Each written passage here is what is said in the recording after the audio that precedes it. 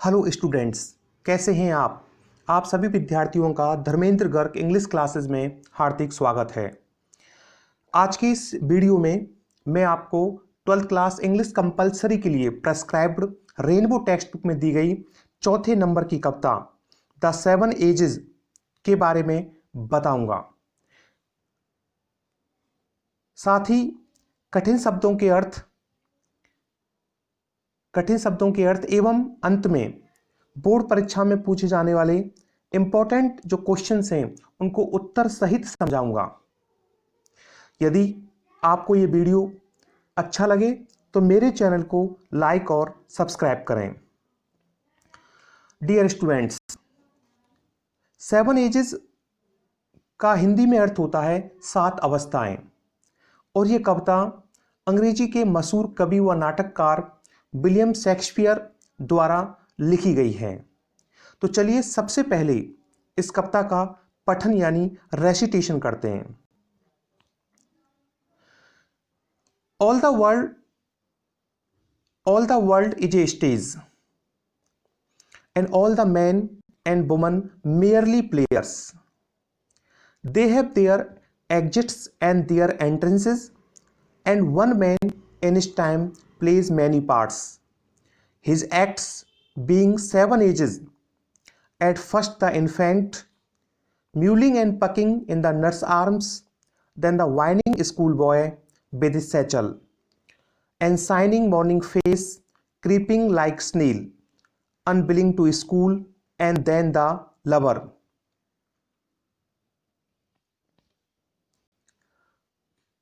Shining like furnace with a woeful ballad made to his mistress' eyebrow, then a soldier, full of strange oaths, bearded like the pard, jealous in honor, sudden and quick in quarrel, seeking the bubbled reputation, even in the cannon's mouth. Then the justice, in fair round belly with good cap and lined, with severe and with eyes severe and beard of formal cut, full of wise saws and modern instance, so he plays his part. The sixth stage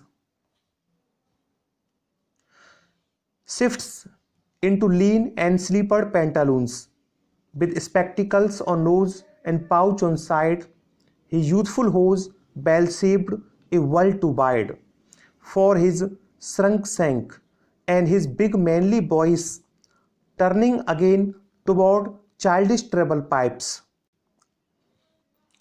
and whistles in his sound. Last of all, that ends this strange eventful history, is second childishness, mere oblivion, sense without teeth, sense eyes, sense taste and sense everything. चलिए अब कविता को अनुवाद सहित समझते हैं। तो सबसे पहले from line to 5, all the world is a stage and all the man and woman merely players. They have their exits and their entrances, and one man in his time plays many parts, his acts being 7 ages. सबसे पहले बात करते हैं इस extract में दिए गए कठिन शब्दों के बारे में। All the world is a stage, world का अर्थ होता है the earth with all its countries, peoples and natural features. Hindi में वर्ल्ड का मतलब होता है संसार या दुनिया। सेकंड वर्ड है स्टेज। स्टेज का मतलब होता है raised area, usually in a theatre where actors and dancers perform. Hindi में स्टेज का मतलब होता है रंगमंच, जहां पर अभिनेता और अभिनेत्रियां परफॉर्म करते हैं। मेयरली का मतलब होता है ओनली, केवल। प्लेयर्स का अर्थ होता है एक्टर्स एंड एक्ट्रेसेस, यानी हिंदी में इसका अर्थ होता है अभिनेता। एग्जिट का मतलब होता है एन एक्ट ऑफ लीविंग, यानी हिंदी में इसका अर्थ होता है प्रस्थान। तो act of leaving specially of an actor from the stage, यानी जो अभिनेता होते हैं रोल प्ले करने के बाद अपने स्टेज को छोड़कर चले जाते हैं, अर्थात वो स्टेज से एग्जिट करते हैं। Entrance, walk on to the stage, यानी हिंदी में इसका अर्थ होता है प्रवेश। In his time, in his time का मतलब है ड्यूरिंग हिज लाइफ, यानी अपने पूरे जीवन काल में। पार्ट, पार्ट का अर्थ होता है ए रोल, यानी हिंदी में इसका अर्थ होता है भूमिका। Play, play means to act or perform, यानी निभाना या रोल प्ले करना। एक्ट्स का मतलब होता है एक्शंस, यानी अभिनय या भूमिकाएं। और एजेस का मतलब होता है स्टेजेस, यानी अवस्थाएं। तो अब बात करते हैं इस एक्सट्रैक्ट के अनुवाद के बारे में। तो कह रहे हैं all the world is a stage, ये फर्स्ट लाइन है इस एक्सट्रैक्ट की। All the world is a stage, यानी सारा संसार या सारी दुनिया एक स्टेज है, एक रंगमंच है। All the man and woman merely players, इस संसार में रहने वाले सभी स्त्री पुरुष मेयरली प्लेयर्स, केवल अभिनेता हैं। They have their exits and their entrances, यानी वे स्त्री और पुरुष इस संसार रूपी रंगमंच पर अपना अभिनय करने के लिए आते हैं और अपना अभिनय करने के बाद देयर एग्जिट्स, यानी वो इस स्टेज को छोड़कर चले जाते हैं। एंड वन मैन इन इस टाइम प्लेज मैनी पार्ट्स, और एक व्यक्ति इन इस time in during his life, अपने पूरे जीवन काल में प्लेज मैनी पार्ट्स, कई सारे रोल, कई सारी भूमिकाओं को अदा करता है। और हिज एक्ट्स बीइंग 7 एजेस, और उसकी जो भूमिका हैं या उसकी जो ये अभिनय हैं वो उसके जीवन की 7 अवस्थाएं कहलाती हैं। यह इसका ट्रांसलेशन इन हिंदी दिया हुआ है कि सारा संसार एक रंगमंच है और इस संसार के सभी स्त्री पुरुष केवल अभिनेता और अभिनेत्रियां हैं। वे संसार रूपी इस मंच पर प्रवेश करते हैं और अपनी भूमिका निभाने के बाद यहाँ से प्रस्थान कर जाते हैं। और एक व्यक्ति अपने जीवन काल में कई भूमिकाएं अदा करता है और ये भूमिकाएं उसके जीवन की 7 अवस्थाएं होती हैं। Now translation in English. तो all the world is a stage and all the men and women in the world are only players. They come to this worldly stage and leave it after playing their respective roles. And a man during his lifetime plays many roles, or these roles are the 7 stages of his life. ऊपर दिए गए extract में इसकी first line थी कि all the world is a stage. इस line के अंदर एक लिटरेरी डिवाइस इस्तेमाल हुआ है और वो लिटरेरी डिवाइस है मेटाफर। चलिए मैं आपको मेटाफर के बारे में संक्षिप्त में थोड़ा बता देता हूँ।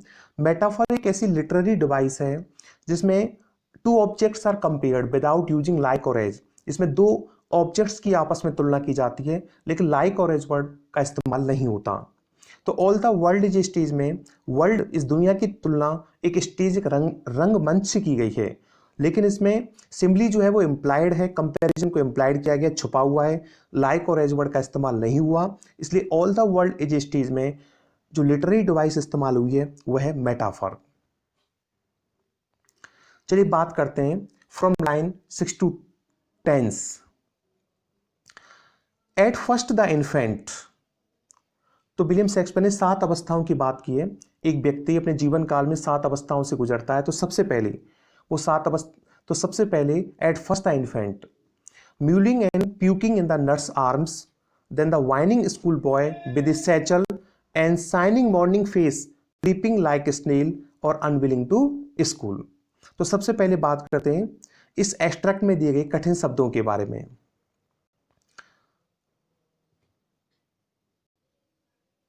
तो इन्फेंट, पहला इसमें शब्द है वह है इन्फेंट। देखिए इन्फेंट का मतलब होता है बेबी, शिशु, छोटा बालक जो होता है उसे हम शिशु कहते हैं। और सेकंड वर्ड है म्यूलिंग। म्यूलिंग का मतलब होता है making a big crying sound, यानी म्यूलिंग का मतलब है रोना हिंदी में। प्यूकिंग, प्यूकिंग का अर्थ होता है वॉमिटिंग, उल्टी करना। और नर्स का मतलब है a woman who job was to take care of babies or small children, यानी उस स्त्री के लिए यहां पर इस्तेमाल हुआ जिसका काम छोटे बच्चों की देखभाल करना था पहले, धायमा। वाइनिंग, नेक्स्ट वर्ड है whining. Whining means complaining in an annoying और क्राइंग वॉइस, यानी वाइनिंग का अर्थ होता है शिकायत करता हुआ, शिकायत करना। चौथा वर्ड है satchel. Satchel means a leather bag that you hang over your shoulder और bear on your back. Hindi में इसका अर्थ है स्कूल बैग, जो बच्चा स्कूल जो बैग ले जाता है अपने कंधों पर लटका करके, उसे इंग्लिश में सैचल कहा जाता है। नेक्स्ट वर्ड है क्रीप। क्रीप मीन्स क्रॉल, रेंगना, यानी धीरे धीरे चलना। क्या अर्थ होता है? धीरे धीरे चलना। नेक्स्ट वर्ड है इसमें स्नेल। स्नेल एक स्मॉल सॉफ्ट क्रिएचर, एक छोटा सा मुलायम सा एक जंतु होता है with a hard round shell on its back that moves very slowly, जो बहुत धीरे धीरे चलता है, और हिंदी में स्नेल का मतलब होता है घोंघा। नेक्स्ट वर्ड है unwilling. Unwilling means not wanting to do something but forced to by other people. Hindi में इसका अर्थ होता है अनिच्छुक, इच्छा ना होना। चलिए अब बात करते हैं ट्रांसलेशन इन हिंदी। सबसे पहले ऊपर दिए गए जो एक्सट्रैक्ट है उसके हिंदी अर्थ अनुवाद के बारे में।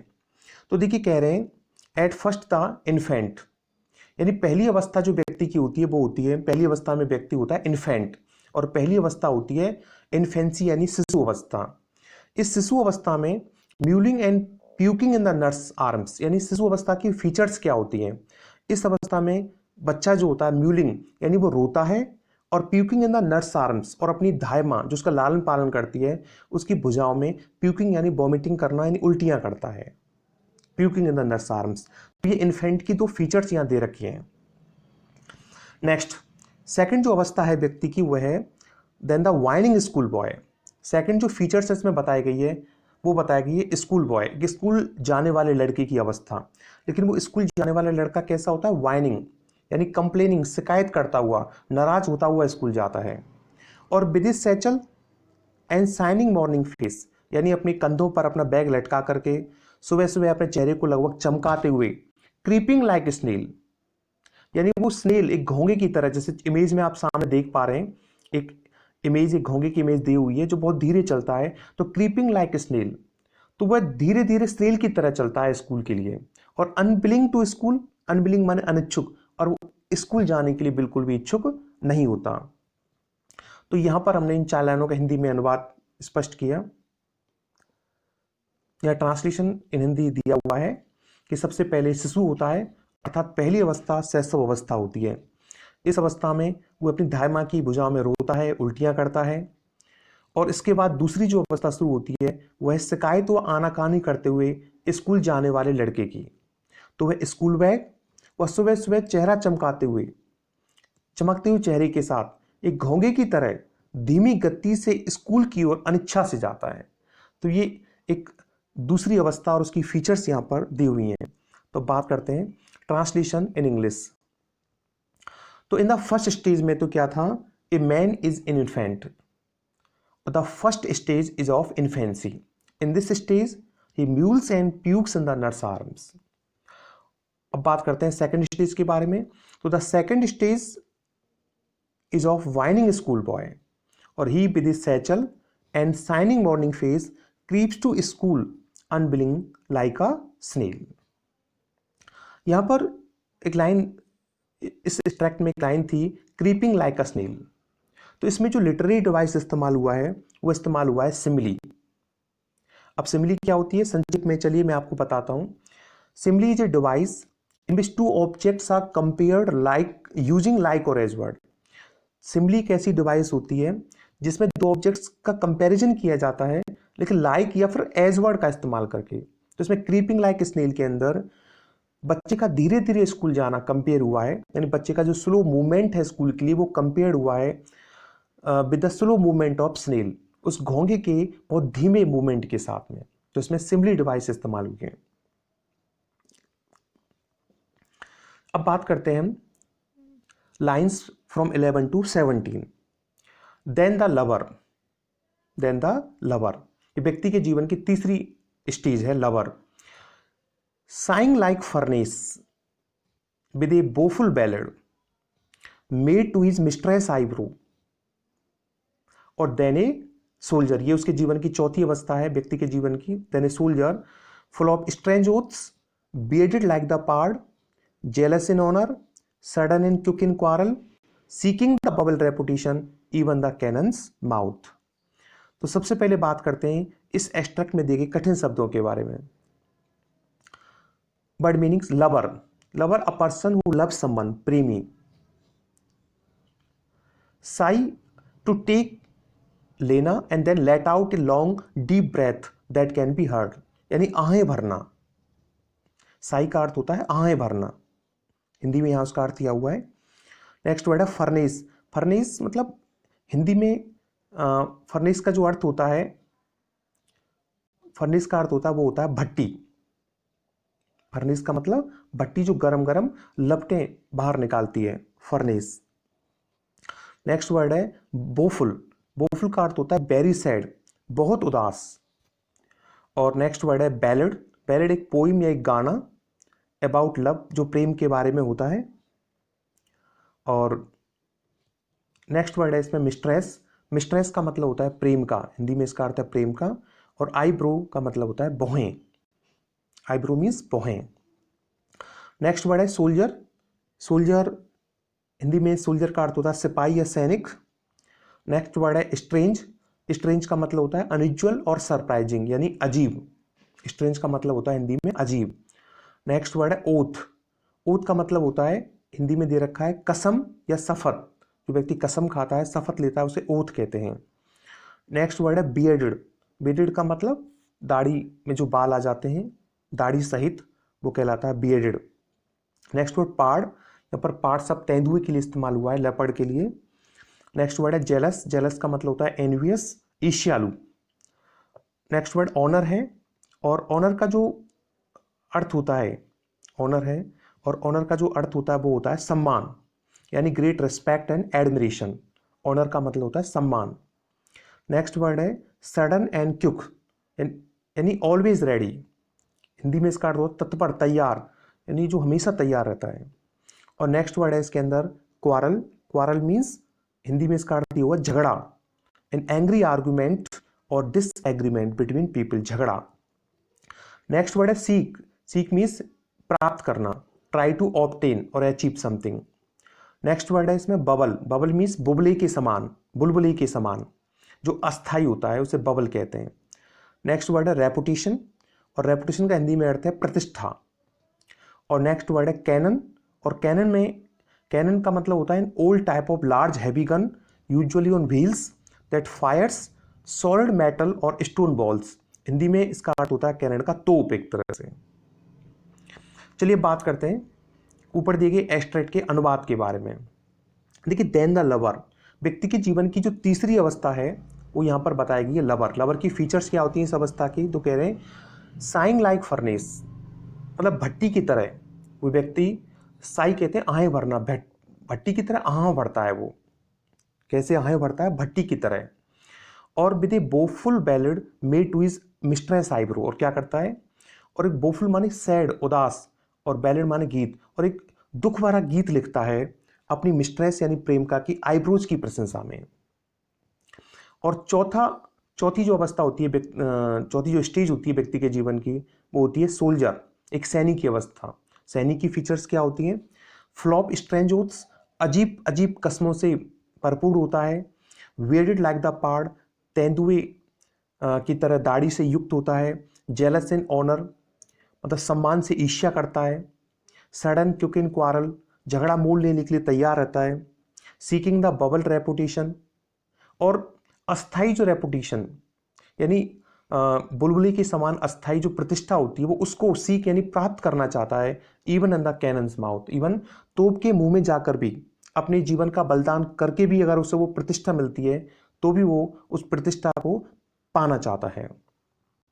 तो इस तरह से इस ट्रैक्ट में व्यक्ति के जीवन की तीसरी और चौथी अवस्था के बारे में और उनके फीचर्स के बारे में बात की। जहाँ पर बात करते हैं, चलिए ट्रांसलेशन इन हिंदी, और दोबारा से स्पष्ट किया गया है कि तीसरी अवस्था प्रेमी की होती है, लवर की। और प्रेमी के रूप में वह भट्टी के समान गर्म आहें भरता है और अपनी प्रेमिका की बहू की प्रशंसा में दर्द भरा गीत लिखता है। और चौथी अवस्था है एक सैनिक की, तो वह अजीब अजीब कस्मों से भरपूर होता है, तेंदुए के समान दाढ़ी बढ़ाए हुए होता है, सम्मान के लिए ईर्ष्यालु होता है, लड़ाई के लिए हमेशा तैयार होता है, और हमेशा बुलबुली के समान क्षण भंगुर उस अस्थाई प्रतिष्ठा की तलाश करता है, चाहे इसके लिए तोप के मुंह में भी क्यों ना जाना पड़े। चलिए ट्रांसलेशन इन इंग्लिश। तो in the third stage is of a lover, और as a lover he sighs like a furnace, he writes a woeful ballad for his mistress eyebrow. और fourth stage is of a soldier, he is full of strange oaths, he is bearded like a pard, he is jealous in honor, he is always ready to pick up quarrel, और he seeks bubble reputation even in the cannon's mouth. तो इस तरह से इस extract में हमने व्यक्ति के जीवन की तीसरी और चौथी अवस्था के बारे में बात की। चलिए बात करते हैं lines from 18 to 22 lines from 18 to 22। Then the justice in fair round belly with good cap and lined, with eyes severe and beard of formal cut, full of biceps and modern instance, and so he plays his part। तो सबसे पहले बात करते हैं कठिन शब्दों के बारे में। तो देखिए जस्टिस, जस्टिस का मतलब होता है ए जज इन ए कोर्ट, यानी न्यायाधीश। जस्टिस का मतलब होता है न्यायाधीश। नेक्स्ट वर्ड है बैली, बैली का मतलब होता है स्टमक, पेट। और कैपन लाइंड का मतलब होता है मेल चिकन, यानी चूजा, male chicken made fat for eating, जिसको खाने के लिए फुलाया गया है, मेल चिकन। सीवियर का मतलब स्टर्न, हार्ड, यानी सख्त एक तरह से। और बियर्ड माने दाढ़ी। वाइज का मतलब होता है इंटेलिजेंट, बुद्धिमत्तापूर्ण। सॉज माने होता है ए शॉर्ट फ्रेज और sentence that states a general truth about life और गिव्स एडवाइस, यानी कहावतें और उक्तियों को यहाँ पर सॉज कहा गया है। मॉडर्न का मतलब होता है ऑफ द प्रेजेंट टाइम, आधुनिक समय का, या नवीनतम। और इंस्टेंस का अर्थ होता है एग्जाम्पल, यानी उदाहरण। चलिए बात करते हैं ट्रांसलेशन इन हिंदी। तो देखो कह रहे हैं कि देन द जस्टिस, यानी व्यक्ति के जीवन की पांचवी अवस्था होती है जस्टिस यानी न्यायाधीश की। In fair round belly with good capon line, वह कैपन यानी चूजा खा करके, फेयर राउंड वैली अपने पेट को गोल मटोल कर लेता है, यानी उसका पेट जो है वो गोल मटोल हो जाता है कैपन खा करके।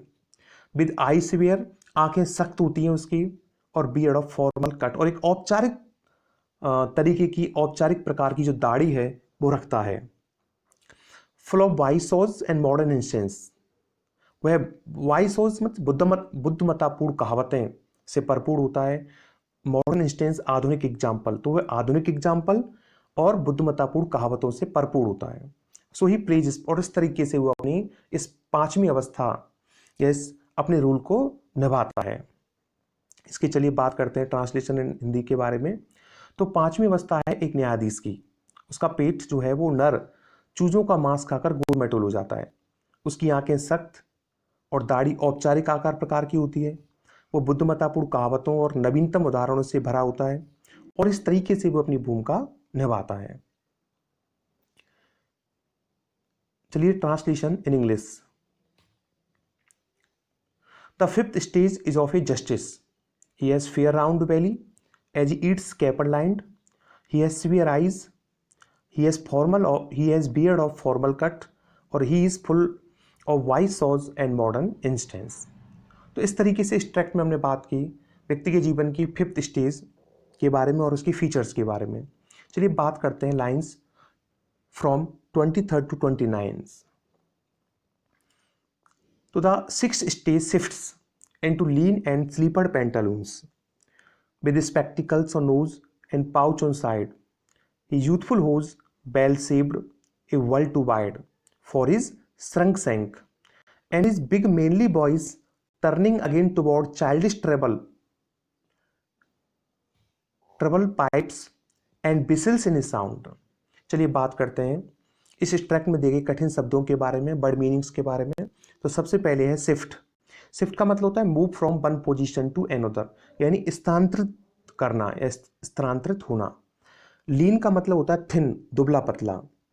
पेंटालून का मतलब है फुलिश ओल्ड पर्सन, यानी मूर्ख से दिखने वाला एक वृद्ध व्यक्ति को पेंटालून कहा है यहाँ पर। Pouch, loose skins on sides, बगल में स्किन्स लटक जाती है। नेक्स्ट है यूथफुल। यूथफुल का मतलब है रिलेटेड टू यंग एज, युवा अवस्था से संबंधित। हुज मीन्स ट्राउजर्स और pants that fits tightly over the legs, जो पैरों में बिल्कुल टाइट आते हैं। और born by man in the past, जो भूतकाल में पहने जाते थे व्यक्तियों के द्वारा, वो हुज कहलाते हैं। एक वर्ल्ड टू वाइड का मतलब है वेरी लूज, बहुत ढीले या बहुत चौड़े। श्रंक सेंक मीन्स सुकड़ी हुई टांगें। और ट्रेबल पाइप्स का मतलब होता है पैनी पतली आवाज़।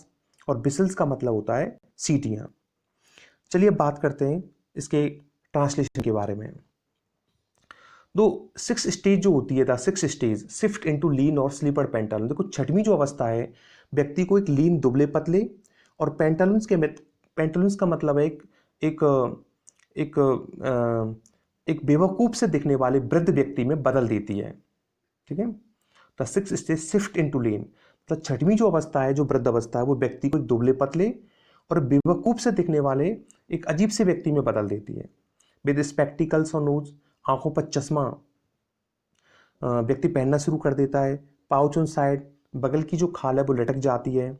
और यूथफुल होज, और उसकी जो वो पैंट्स थे जो उसने युवावस्था में पहनी थी, बेल शेप्ड, जो अब तक बचा कर रखे गई, ये world too wide for shrunk shank, यानी सुकड़ी टांगे, उसकी सुकड़ी टांगों के लिए कैसे हो जाते हैं, वर्ल्ड टू वाइड, अब बहुत चौड़े हो जाते हैं। And his big mainly voice, और उसकी जो मर्दानी भारी जो आवाज़ थी उसकी, turning again toward childish trouble pipes, बहुत पैनी, बच्चों जैसी पैनी आवाज़ में बदल जाती है। बिसल्स इन द साउंड, आवाज़ में केवल एक बिसल्स, घंटियाँ सुनाई देती हैं। चलिए बात करते हैं ट्रांसलेशन इन हिंदी में। तो उम्र की छठी अवस्था उसे दुबले पतले और चप्पल पहने हुए एक मूक से दिखने वाले वृद्ध व्यक्ति में बदल देती है। उसकी नाक पर चश्मा चढ़ा हो रहता है, तब बगल की ढीली खाल लटक जाती है। युवावस्था के बचाकर रखे गए कपड़े अब उसकी सुकड़ी टांगों के लिए चौड़े हो जाते हैं, और उसकी भारी जो मर्दानी आवाज़ है बच्चों जैसी पैनी आवाज़ में बदल जाती है, और उसकी आवाज़ में अब सीटियाँ सी बजती हैं। Now translation in English. In the 6th stage of life, a man turns into a lean and foolish old person wearing sleepers. He wears spectacles on nose. He has loose skin on sides. His youthful hose are now loose for his shrunk shank, or his big manly voice turns into childish treble pipes and whistles. तो अभी हमने बात की व्यक्ति के जीवन की 6 stage के बारे में। चलिए बात करते हैं lines from 30 to 33। Last scene of all that ends this strange eventful history is second childishness or mere oblivion. Sense teeth, sense eyes, sense taste और sense everything. तो इस बात करते हैं इस टेक्स्ट में दी हुई कठिन शब्दों के बारे में। पहला वर्ड है इसमें एंड, माने फिनिश, समाप्त करना। स्ट्रेंज का मतलब होता है अनयूजुअल, यानी अजीब एक तरह से। और इवेंटफुल का मतलब है full of thing that happen, घटनाओं से परिपूर्ण। हिस्ट्री मीन्स इतिहास, और चाइल्डिशनेस का मतलब है बचपन। ओब्लिवियन मीन्स फॉरगेटफुलनेस, स्मृति की स्मृति, जिसमें कुछ याद नहीं रहता। और सेंस का अर्थ होता है विदाउट, यानी के बिना। तो चलिए बात करते हैं इसके हिंदी अनुवाद के बारे में। तो देखो, last of all that and this strange eventful history is second child, जो सबसे अंत की जो अवस्था है, सबसे अंतिम जो अवस्था है वो है सेकंड चाइल्डिशनेस, दूसरा बचपन। और मेयर ओब्लिवियन, और केवल विस्मृति, मतलब जो सबसे अंत की अवस्था है वो है दूसरा बचपन, सेकंड चाइल्डिशनेस और केवल विस्मृति। और ये और that and this strange eventful history, जो अब तक का जो घटनाओं से भरपूर इतिहास रहा है ना, अजीब घटनाओं से भरपूर इतिहास, उस सबको ये समाप्त कर देती है, खत्म कर देती है। और इस अवस्था में व्यक्ति सेंस टीथ, बिना दांतों के, सेंस आइज, बिना आंखों के, सेंस टेस्ट, बिना स्वाद के, और सेंस एवरीथिंग, हर चीज़ के बिना हो जाता है। यानी उसका जीवन बहुत ही निस्सहाय हो जाता है, और वो बहुत हेल्पलेस एक वृद्ध व्यक्ति बनकर रह जाता है। यहाँ जो उसका ट्रांसलेशन दिया हुआ है कि सातवीं अथवा अंतिम अवस्था इस अजीब घटना प्रधान जीवन और इतिहास का अंत कर देती है। तो इसे दूसरा बचपन और विस्मृति की स्थिति कहा जाता है। और यह अवस्था व्यक्ति को दंतहीन, नेत्रहीन, स्वादहीन और प्रत्येक चीज से वंचित प्राणी बना देती है। Translation in English. सेवेंथ और last stage ends this strange eventful history. It is called second childishness and mere oblivion. It leaves a man helpless, without teeth, eyes, taste and without everything. तो इस तरीके से हमने the seven ages poem में William Shakespeare द्वारा वर्णित व्यक्ति के जीवन की 7 अवस्थाओं के बारे में बात की। अब हम बात करते हैं कि बोर्ड परीक्षाओं में पूछे जाने वाले प्रश्नों के बारे में। तो इन 5 कविताओं से बोर्ड परीक्षा में 2 तरह के प्रश्न पूछे जाते हैं। उनमें पहली टाइप का प्रश्न है एब्स्ट्रैक्ट टाइप क्वेश्चंस, जो कि 4 नंबर का प्रश्न आता है, 2 एब्स्ट्रैक्ट दिए होते हैं, एक बच्चों को अटेम्प्ट करना होता है और उस पर 2 क्वेश्चंस आधारित होते हैं। तो चलिए इस एब्स्ट्रैक्ट को सॉल्व करते हैं। ये एब्स्ट्रैक्ट है कि then the justice in fair round belly with good cap and lined with eye severe and beard of formal cut full of wise saws and modern instances and so his plays is part. अब इस abstract पर आधारित 2 questions देखिए। पहला question है कि write 2 features of a man as a justice. तो यानी जस्टिस के रूप में, न्यायाधीश के रूप में व्यक्ति के जीवन की जो 2 विशेषताएं ना, उनको बताना कि कौन सी 2 विशेषताएं हैं। और सेकंड क्वेश्चन कि right the name of the poem and it's writer. इस कविता, ये कविता कौन सी है, कविता का नाम क्या है और उसके राइटर कौन है। तो पहले प्रश्न का जो जवाब है वो लिखा हुआ है यहाँ पर, आंसर उसका दे रखा है कि ही हैज, न्यायाधीश के रूप में व्यक्ति के जीवन की दो मतलब विशेषताएं। तो he has fair round valley, एक विशेषता तो ये है, और दूसरी ही हैज सिवियर आइज और ही has beard of formal cut. और सेकंड प्रश्न का उत्तर है, इस कविता का नाम है जिसमें से एक्सट्रैक्ट लिया गया वो 7 एजेस और उसके राइटर हैं विलियम शेक्सपियर। तो इस तरीके से एक्सट्रैक्ट पूछा जाएगा। चलिए बात करते हैं important question, short answer type questions की।